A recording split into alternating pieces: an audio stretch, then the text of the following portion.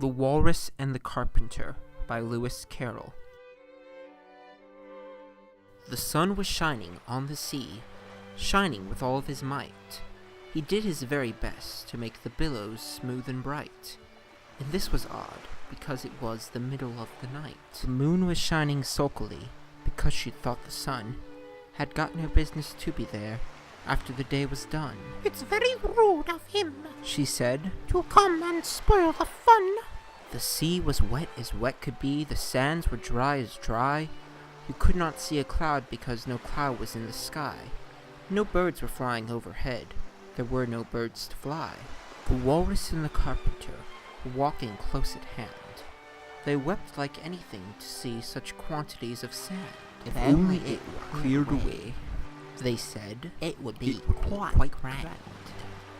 If 7 maids or 7 mops swept for half a year, do you suppose, the Walrus said, that they could get it clear?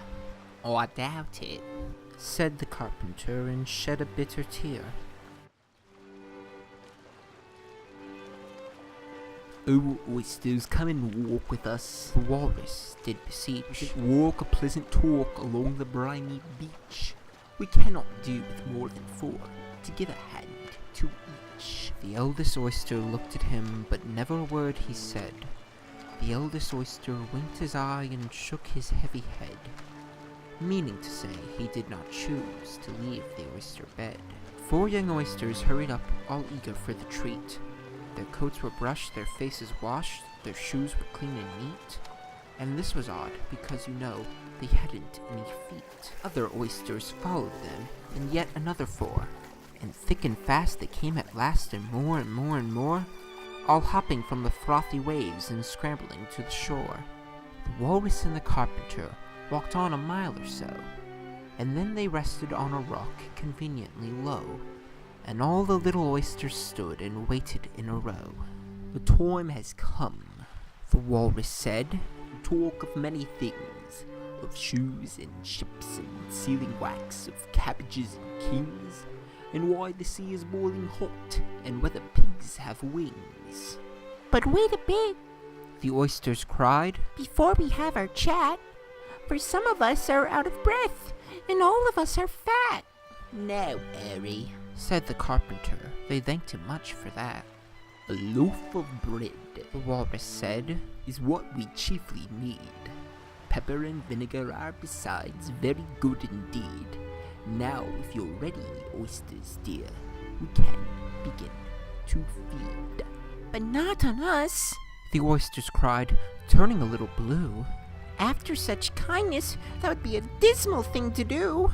"The night is fine," the Walrus said. "Do you admire the view? It was so kind of you to come. You really are very nice." The Carpenter said nothing but, "Cut us another slice. I wish you were not quite so deaf. I've had to ask you twice." "It seems a shame," the Walrus said, "to play them such a trick, after we brought them out so far and made them trot so quick." The Carpenter said nothing but, "The butter spread too thick." "I weep for you," the Walrus said. "I deeply sympathize." With sobs and tears he sorted out those of largest size, holding his pocket handkerchief before his streaming eyes. "Oh, oysters," said the Carpenter, "you've had a pleasant run. Shall we go trotting home again?"